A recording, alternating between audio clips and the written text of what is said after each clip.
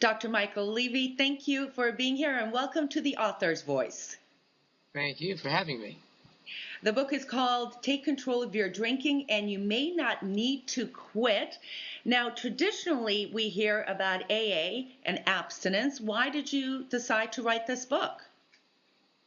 Well, I wanted to write the book because while AA and abstinence is one way to resolve a drinking problem, while a bit controversial, there are a number of people who could also address a drinking problem by not going to AA and do other treatment modalities. In addition, abstinence is not always a treatment of choice for everyone who struggles with an alcohol use disorder. So I really wanted to write a book that met people where they were at, helped them decide what they needed to do, and for some people, a moderate drinking goal may be an appropriate treatment goal. And you mentioned that the first important thing to do is to decide what your treatment should be. Should it be abstinence? Should it be medication? And can you even control your drinking? Yeah, well, that's something that someone has to figure out themselves. And in the book, the first thing I do is help people to understand, do you have an alcohol problem? And if someone does, the next step will be to decide what do you want to do. Do you want to try and moderate and control your drinking or go for abstinence? And many people, especially people who are first starting off, want to see whether they can control their drinking. So I review controlled drinking strategies for people initially, and if that it does not prove successful, the book then moves on to more abstinence-oriented approaches.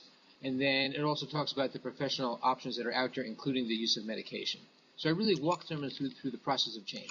Now, the methodology you used to write this book are actually your own patients. You've been seeing people for over 20 years. Talk a little bit about that. You use some names, of course, not specific names, no last names, but you do use some specific people. Yeah. Just an example of somebody is that what you're saying? Yeah, talk about what you did to write this, the methodology that you used. Okay. Well, actually, it was really, I wrote this after I was working with people for many years. So initially when I started working with people, I was trained, abstinence is the only way to go.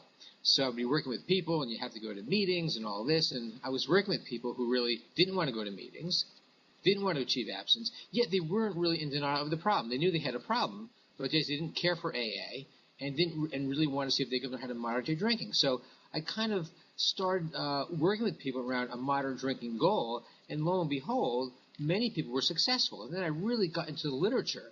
And when you look at the research in the literature around moderate drinking, this goes back to, the early 60s, where people were documenting, researchers and people working with people who struggle with alcohol, they were really documenting cases of individuals who clearly had a severe alcohol problem, and they tracked them over, say, 7, 11, 15 years, and sure enough, some were controlling their drinking. So as I started looking into this literature, wow, I said, really, it's like, although I was trained abstinence had to be the way, I realized it really wasn't the way, and then I just started kind of refining the way I did things, looking at some of the research out there, and started, and that's kind of how the concept kind of came into existence, because, out there, it's very heretical to think someone could learn how to control their drinking, because everybody knows alcoholism is a disease, and the only treatment for that is total abstinence. It's just not the case for everyone.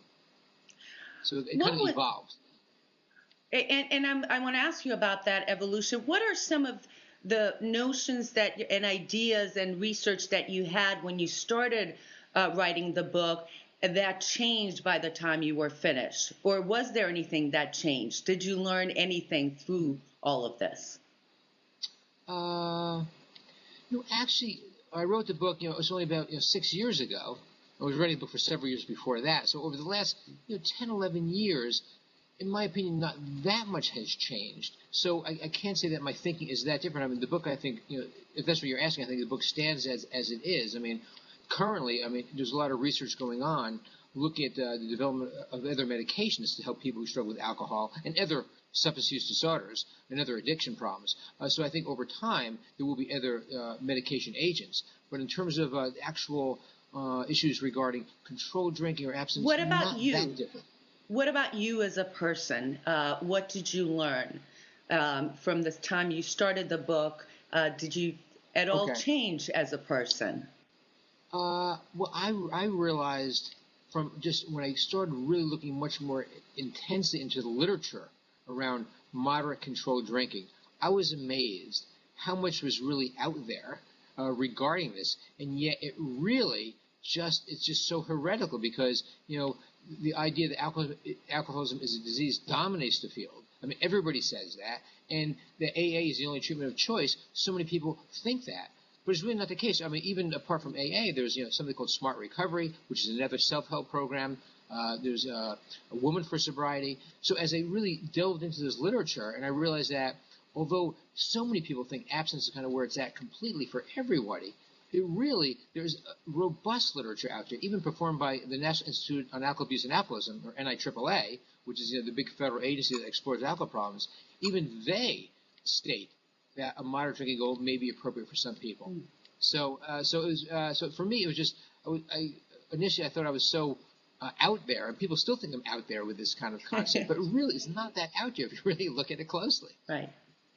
And what's really good about some of the things that you do in the book is give advice for people. Perhaps they had a slip up, how to get back. So if you do choose to cut back a little bit, you talk about some of the things that you can do to deter you from over drinking.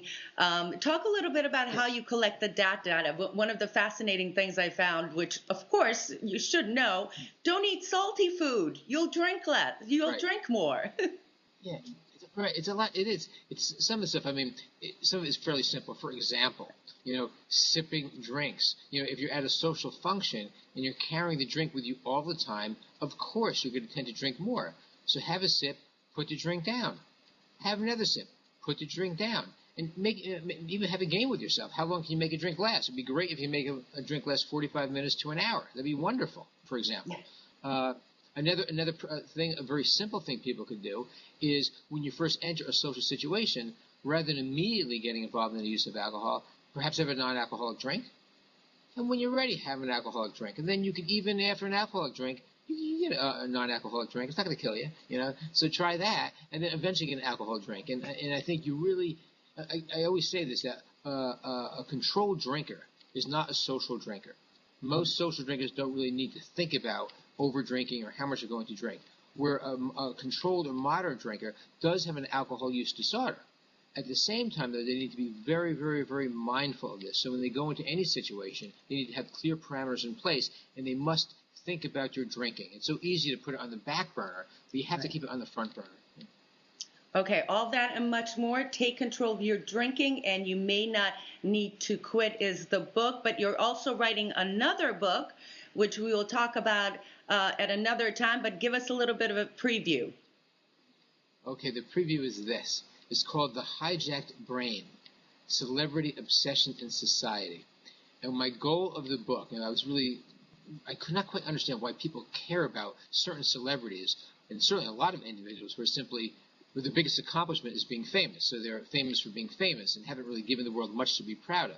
So why is it that people are so obsessed with these people and interested in their lives? So my goal was to explain from a psycho-social historical perspective this phenomenon. It really explains why we are obsessed with these people who are, some people have certainly some accomplishments behind them, but a lot of people aren't that accomplished, although they appear in the media, and why we are so obsessed and enamored with these people. So that was the purpose of the book, and then I kind of have a little epilogue, and I kind of talk about is there a way out of this mess, and at least a way to temper it. So.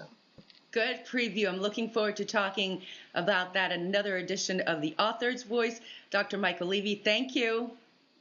Thank you, Eszter. I appreciate it. Bye-bye.